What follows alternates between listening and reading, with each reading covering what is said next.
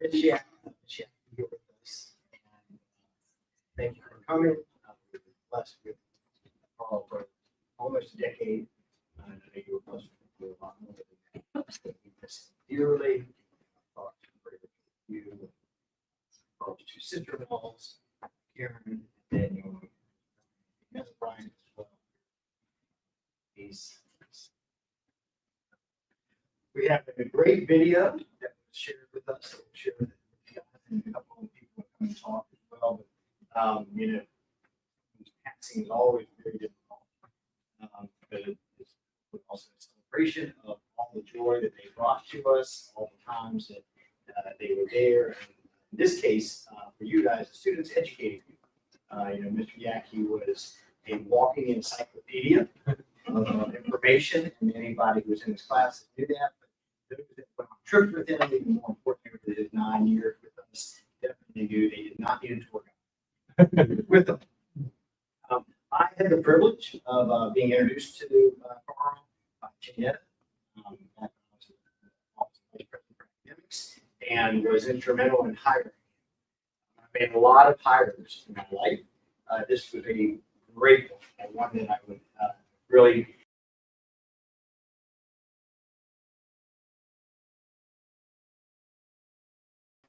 I'm sure you did at home as well. And so he was able to do anything.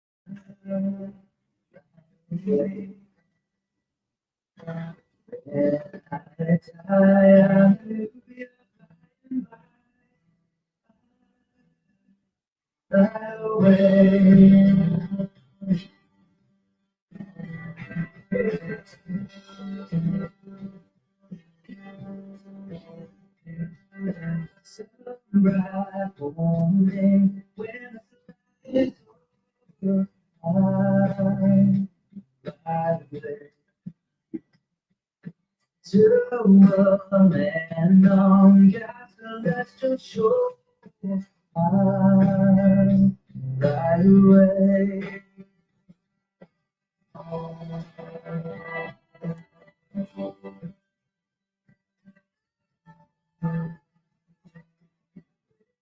The shadows of sleep wrong, I'm right away. Like a bird from this rhythm of time.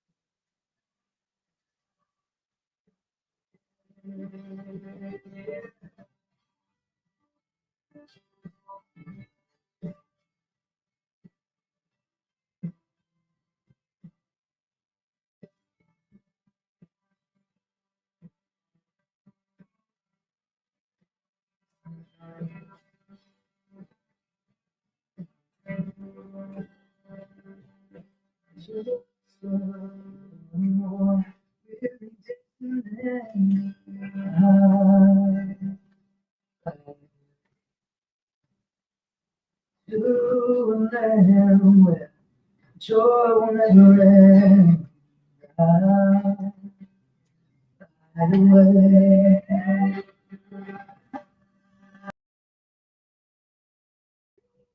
Away.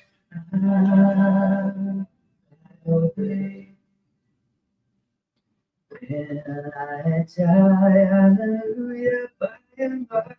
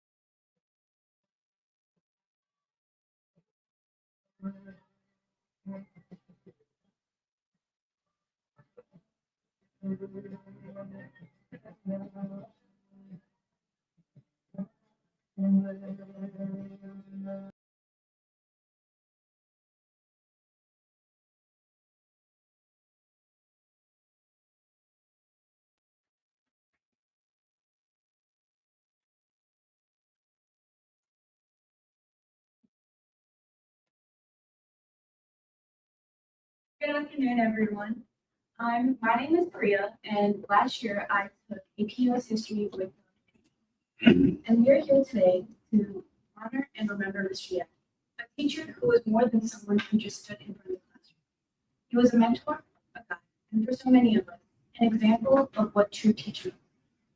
In history class, he never just taught us life. He showed us that history is not simply a list of dates or names to remember. In class, he showed us how history affects the world today. He connected every lesson to real life, reminding us that the past is not something distant, but something living that influences how we act now. One of the things I admired most was that he never backed down from a question. No matter how difficult or unexpected, he welcomed it. He encouraged curiosity and taught us that asking questions is how we truly live. For so many of us, that made his classroom a place where it was safe to wonder, safe to challenge, and safe to grow. He did not just give us facts, he gave us perspective. He taught us to see the bigger picture, both in history and our own lives. Today, as we remember him, I'm grateful for his patience, his patience, his energy, and the time he gave us. Though he's no longer here, the lessons he taught us continue to guide us, and his legacy lives on in every student who carries forward the same curiosity and courage to keep asking questions. Through his tenure at GSSM, many students commented on the generosity and the humor that accompanied Mr. Yackey. One comment from alumni is especially appropriate. Flint Climate wrote, "It is incredibly sad that no students will ever experience Mr. Yackey's dry humor in B186 again.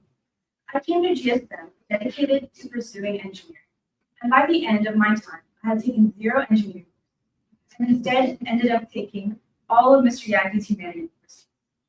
I even ended up majoring in history adjacent field and give Mr. Yackey some credit for the choice would be appropriate. I came to GSM in 2020, so the threat of COVID started. Mr. Yackey was an ever-present figure in our lives. He figured out Zoom pretty quickly, and because of that, we could count on his classes happening on time, with cameras on and his various hilarities of his life in the background. We would find ourselves in the coffee shop when his wife had kicked him out to clean the house and threatened by their when we didn't have an answer fast. Later on, when we went back to the in-person classes, my humanities-centered friends and I had the distinct experience of stumbling into B186 at 8 a.m. on the first day of senior year comparative government. Though exhausted from nights at Mario Kart, which began during Quest and went well past it, we encountered a cheerful and energetic Mr. Yackey, apparently awoken from his usual grumpies by a cup of coffee. Or Honestly, the joy of watching exhausted faces enter his lair, I really couldn't say. Mr. Yackey had a large influence on my life at GSSM and was a constant source of humor through some of the more trying years of my life.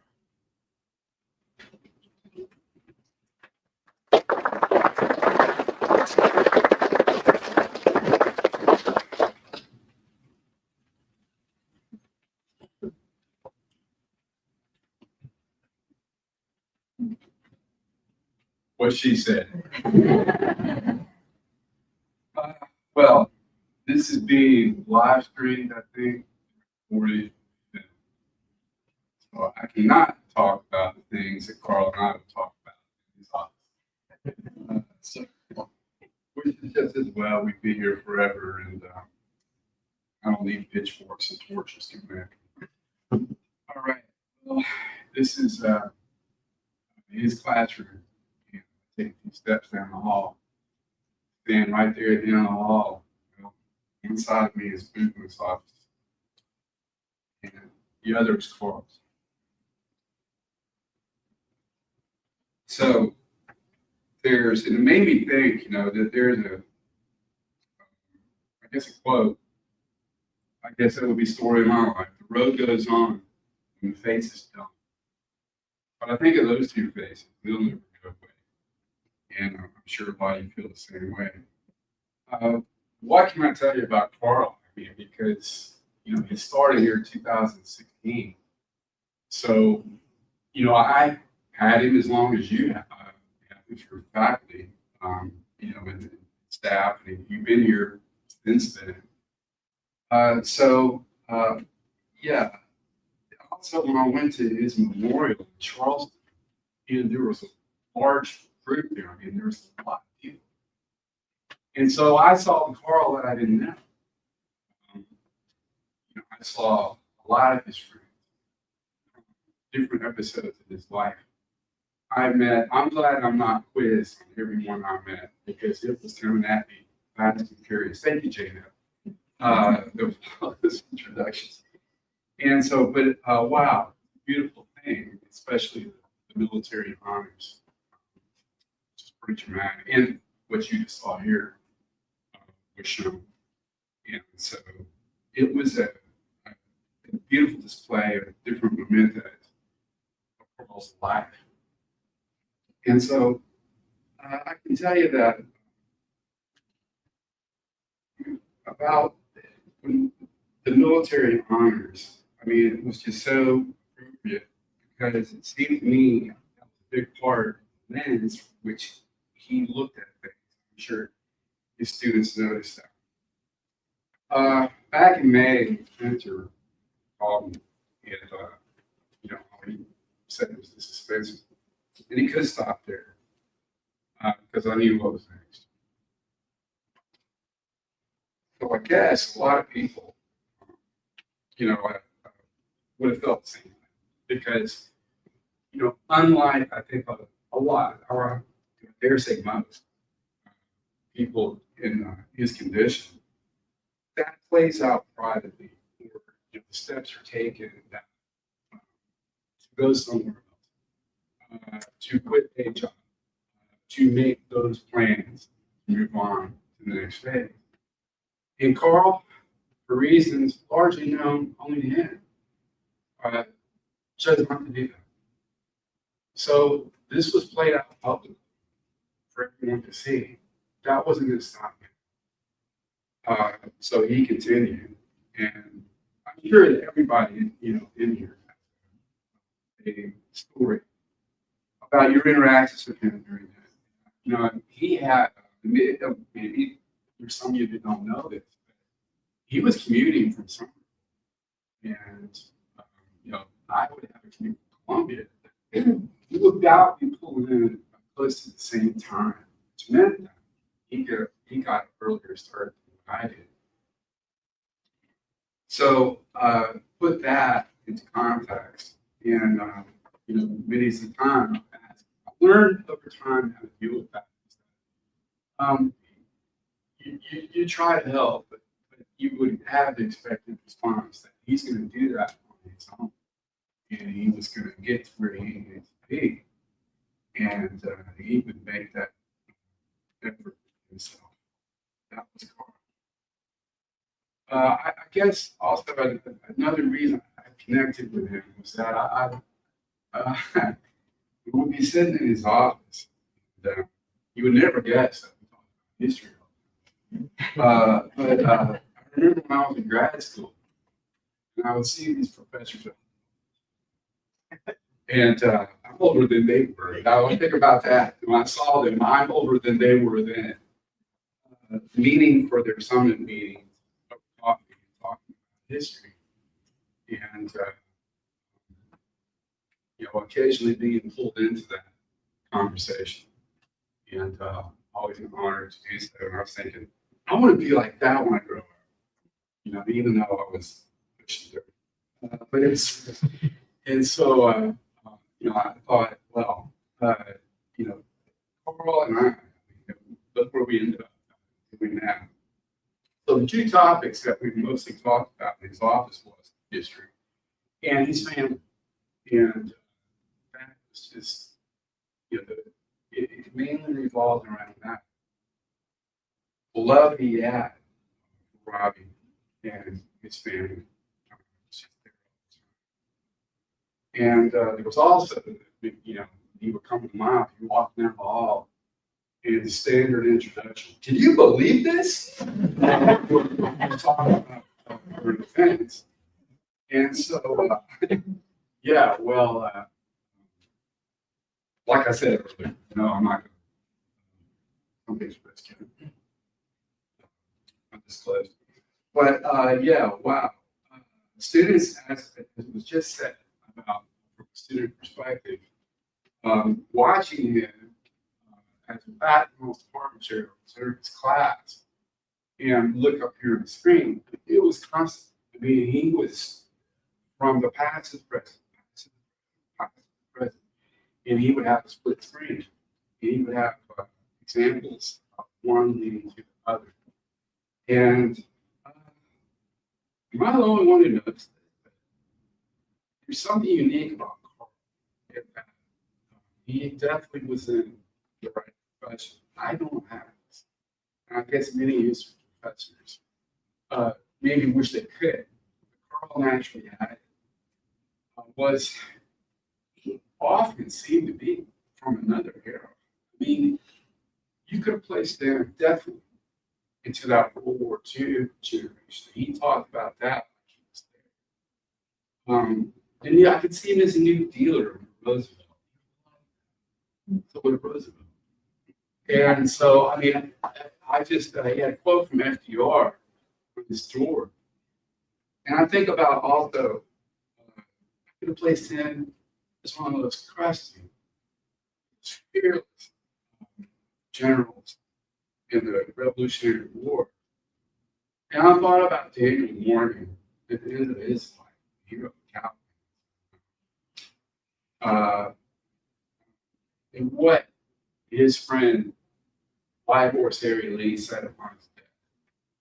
And he said, no man better love this world, and no man more reluctantly quit it. And that described Carl, I thought, to a T. But he just had that dynamic that it just seemed to exist in another outside of our time. And I mean that in the best possible way. Also about his love of history, it was apparent in so much. This quote was from a description of himself that was on his Facebook page. After graduating from college, I ran off to the Army. Served 10 years both in the U.S. and Germany. Then moved to Charleston and got the education and spent the last 20 teaching history. A subject I love and get to know more about each and every year. It has always grown. There was no finishing point for Carl. You kept adding to it. And as he, a really story to solve now realizes that you have to keep scaffolding. When you look at today, you have to look at yesterday. And he understood that history was a study of the present. Um, the also there's a quote I forgot to mention that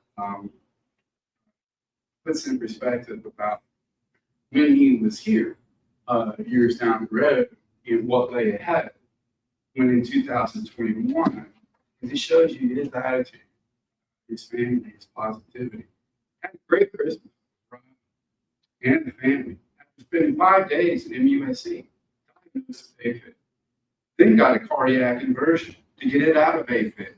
So that got me out on Christmas Eve. That was my Christmas present. Dude, that's one way to look at it. And also about the military, about times, his quote about Ukraine. And this is the perspective he had on that. With the unfolding events in Ukraine, I feel like I'm about to get that phone call with the signal, Larry, advance. Getting in my car to get to the rock to prepare to roll out to those battle positions. So he was, like I said, that was a lens through what he looked at so much. Which takes me to the students and my experience with them outside of the which mainly revolves around youth and government. And I was club advisor for that. He was with me on a couple of trips to Columbia for that. And Jane continues to fill me in on previous experience he had with students, none of us. And she said in an email, she said to me, and this was shortly after he passed, Carl was my friend long before I introduced him to my sister. He taught with me at both Pinewood Prep in the late 80s to 1999, and then moved with me to when I took over as headmistress at Country Day in Charleston. Then he joined me here down the road after he went to First Baptist when I first came here. When I was at Pinewood, he helped me and my students do all the filming, Prosecco Youth Challenge, Toshiba Explorer Vision, and refilming scenes for weeks, even through 4 years of spring break. He has chaperoned proms, senior trips, and taken more kids on Washington 10th grade trips than probably anyone I've ever known. He actually met my sister when I was having surgery, and he had to come visit me in the hospital, and it all began there. He pointed out last week when he was in the hospital, they were actually in the place. Wow, what a story that is. So, it was also with, oh, by the way, Jane had filled me in on some other details too. Carl handled expert and faculty members. Be glad you didn't have to handle it. And so he handled it great. With his organization, his patience, and he saw it through seamless. Now, about youth and government. Wow. That was, I mean, you know, it was health was declining. Mobility was becoming more of an issue. Depending on where we stayed, it could be some distance from where the youth and government activities were going on. You may even be able to get there unless you have your own transportation. And so when we stayed at Fairfield Inn, there, we you know, there's having to walk up that hill to get to the state house, base operations up there. So I told Carl, I said, well, you know, you can go ahead and stay in the hotel, and that's fine. I can handle it, you know. And if you wanted to stay here, he didn't like that idea. He didn't stay. You know, but then again, he tried. It was such a street he did not want to give up. He had to stop and catch his breath. So one day I was that first full day, I was getting students together for there, the state house.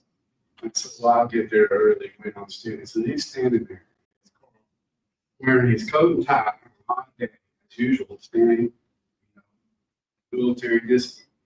And I said, how did you get here? And he goes, "Oh, the cat." So he found a way. He found the local bus, told him where he needed to go, the shuttle bus, and he took that all around. So he got to as many student events as he could, and he was always clad, high. It just brought this sort of poise to everything, just like our students did. So it was just a really great team related to that. And also sitting there at those events, proceeding for the kids, but not for the teachers.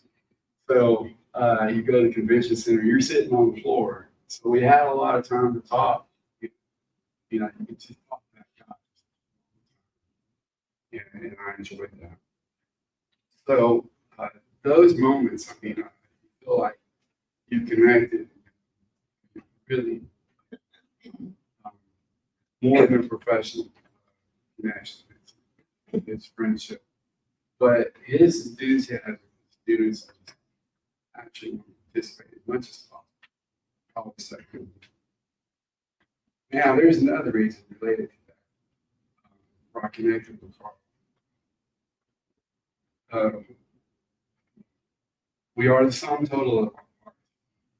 And not all those parts fit in that need.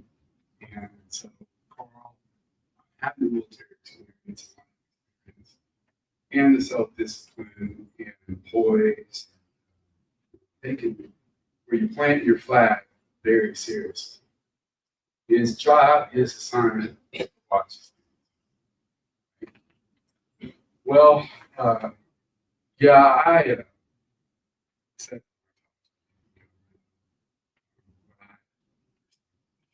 students, but unrelated matter. But there was 2 buses running. They all the students back to the convention center to the hotels. And so it was every person for themselves. Just as mad, scrambled people over each other, and then crowd, getting stricken. Rush at the bus doors, Carl would have nothing. And he stood up front, waiting for that bus to come. He said, I think you can make sure students are right.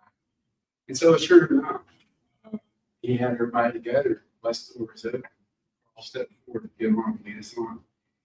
And another teacher jumped right in front of him, and stepped right in front of him on the bus and said, "Come on, kids, let's go." Run. He should not have done that.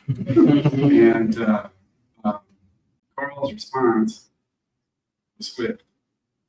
And if you thought his voice carried here, he rattled every window in Columbia, registered on the Richter scale. He went full on Paris Island on this thing. And so, me being the club advisor, and I guess the leader of that, I had these. My response went as follows.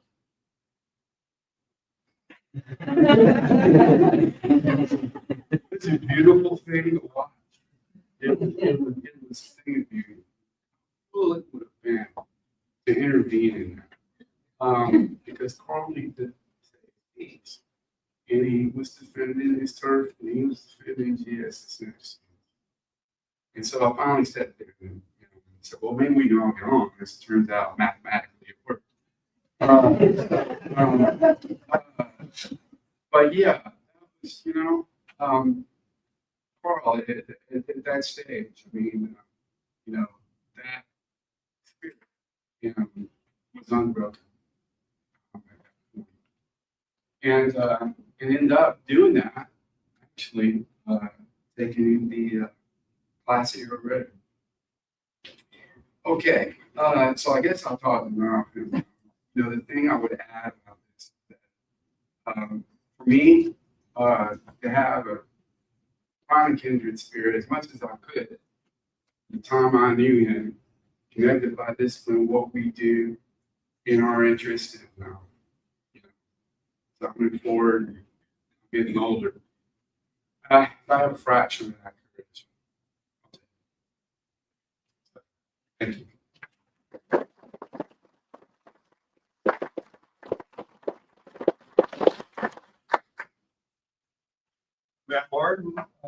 These words that you see are going to be on a plaque. We're going to get a speaking new podium. Always. When I think of Mr. Yackey, I think of two things. They both been mentioned a lot: his sense of humor and his tenacity. He's not going to give up. So that reminded me of a poem I'm going to be part of. It's about an aging hero trying to figure out what to do with his life. Living. Little prophets that an idle king by the still hearth among these barren crags, matched with an aged wife, I meet and dole unequal all into a savage race, hoard and sleep and feed, and know not me. I cannot rest from travel. I will drink life to the leaves.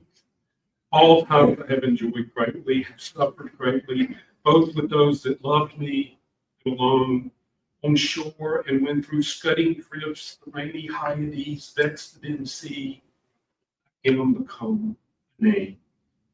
For always roaming with a hungry heart, much have I seen and known, cities of men, manners, climates, councils, governments, myself not least, honored them all.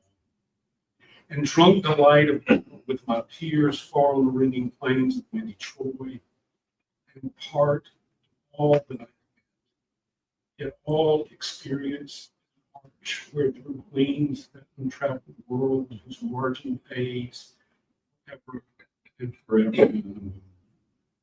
Till it is to pause, to make an end, to rust unburnished, not to shine in use. Come, my friends, it's not too late to seek a newer world. Push off, and sitting well in order, smite the sounding furrows, for my purpose holds to sail beyond the sunset, in the vast of all the western stars. It may be that the gulfs will wash us down. It may be we shall touch the happy isles and see the great Achilles whom we knew. Much is taken, much lies. And though we are not now that strength which in old days moved earth and heaven, at which we are one equal temper, both hearts, and weak time and fate, and weak, to strive, seek, find, and not to eat.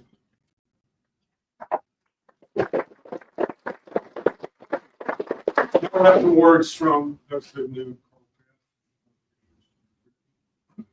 wife and read by his sister.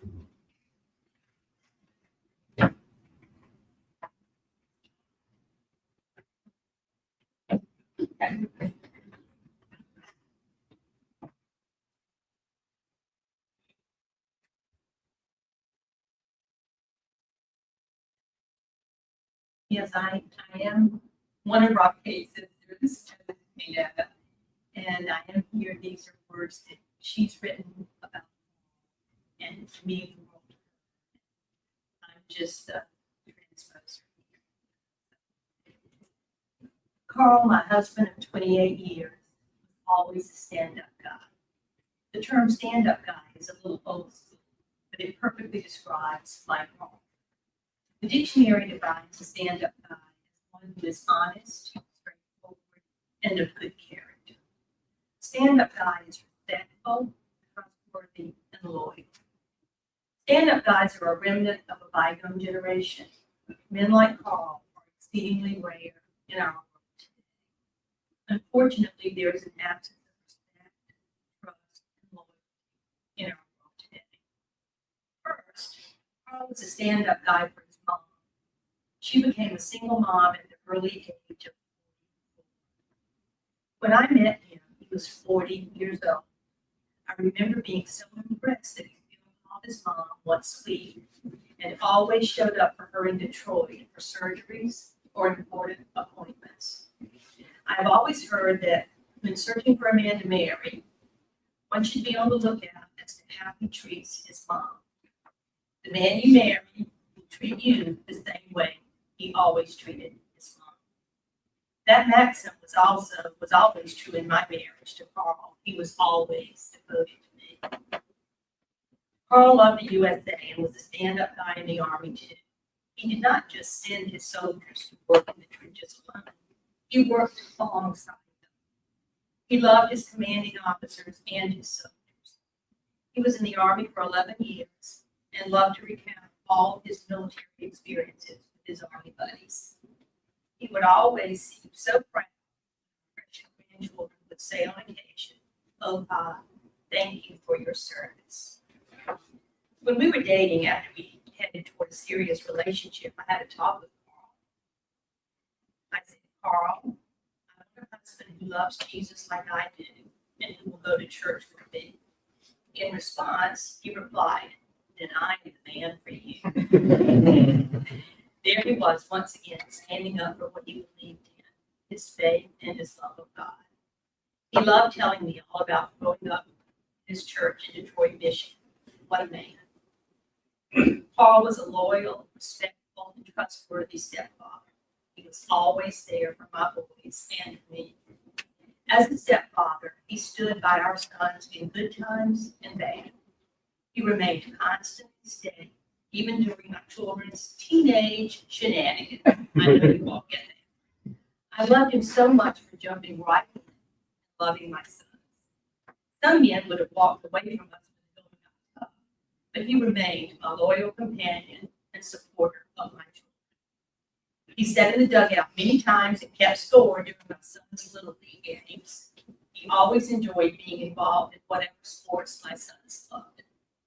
He was an outstanding stepfather who entertained my children with his laughter and jokes and mimics of TV shows. He was a stand-up guy for me as my husband. He never tried to take over my parenting job, but talked with me in private and cheered me on from behind the scenes. When my oldest son took a summer job in Virginia and ended up getting extremely sick, my husband volunteered to drive to Virginia to bring him home. Carl was a great role model for my children. He loved them well without uttering a word. He was always there for my kids and me, and they knew that his being there was priceless. Carl was so humble that I am sure he never realized the great positive impact that he had on my children. Sometimes his impact was serious, but most of the time his influence on their lives was so interesting and fun. When Carl and I were dating, Brandon was only 9 years old. When Carl drove us around, he loved to be our commentator. He would let us know how everyone on the road was driving. He would say, "Slow cars, park it, or drive it." Then, if Carl saw an older gentleman driving a convertible or a sports car, he would say, "There goes the midlife crisis." Then Brandon started repeating all Carl's words. Hearing a 9-year-old child say, "There goes a midlife crisis," without an older man driving a sports car was hysterical. When I got sick with cancer and lost my job, he never missed a beat. He went right out and found a second job at Blockbuster. When I was grieving when chemo took all my hair, he always reassured me that I was a beautiful woman with or without hair. He always knew just the right thing to say to encourage me. I always knew my Carly had my back. While I was sick with cancer, or one of my many trips to the ER, he was always there to pray to God that he would heal me. Carl was a gentle giant. He was a great big teddy bear with a tender heart. He loved to act harsh and stern, as if he were mad, and then he would just bust out angry. He would always get me with those antics. His grandchildren had him wrapped around their tiny fingers from the very beginning. He was the greatest opa for Eli, Logan, Abigail, Nolan, and Bree. He never got to spend time with Lola, but he would have adored her too, just like he did all the others. Before he got sick, he loved to go on excursions with his grandkids. I remember one of the many times he took some of the grandkids into a store for something they just had to have. One day, as I sat in the car with the youngest sleeping grandchild, Opa took his other grands into the store. They finally came out laden down with treasure Opa had bought for them. As Carl headed the car, I noticed he was making an L with one of his hands and holding it over his forehead. He would have me in stitches because because I knew what L meant. He was saying he was a loser, letting the grandchildren talk him into spending too much time and money in the store. Opa was never a loser, but a true winner in my eyes and in the eyes of his friends. Carl was always a stand-up guy for his students too, at Pinewood, St. Paul's Academy, and the Governor's School. No matter where we went, there would be students running up to speak to him. He treated them with great respect, always involved in a conversation about their lives since graduation or things that were interesting to them. He bragged about his students and their accomplishments in life. I've always loved reading notes his students would leave him from time to time. Mr. Yackey, you are hilarious. Or you make learning so much fun. Or you make history come alive. One of my favorite notes said, Mr. Yackey was a great teacher, but he was an even greater man. One of Carl's most endearing traits, besides his love of Jesus and his great love for family and friends, was his desire to make others laugh. He loved making witty comments to lighten the mood for others. He would come up with the most hilarious quips off the top of his head and kept everyone off guard. He had the best deep belly chuckle I've ever heard. He could be laughing in one room and make me laugh in another room when I didn't even know what was so funny. He indeed was a bright light in my life, whom I'll miss tremendously. When he got so dignified in his life, his laugh began to fade. I did not hear it as often as I had before. He was tired of struggling to breathe, and he knew his body was declining. I know that in heaven, he has his laugh back, and he is entertaining everyone in heaven with his jokes and his contagious laugh. Love forever.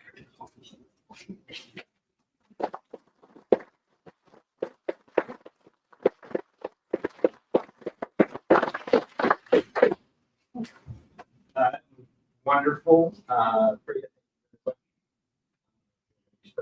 All the students that did at Pearl, Mr. Yackey have gotten some very similar things. And appreciate you on shooting one of the alumni comments, because we would have been here for a while. And that he had so many students, it's tremendous. Board, thank you very much for your very, very sincere comments. Lucky to have you. Time that you had with Carl, friendship that you built. Remember that. Spend time with Carl. Many behind-the-scenes conversations, but enough. Thank you very much for those words. Saying that we miss him. Always be remembered here, and that podium that Martin mentioned will be in this room, and other teachers will be standing behind it, and other students will be right in front. So, You love to say, because I thought about that the other day.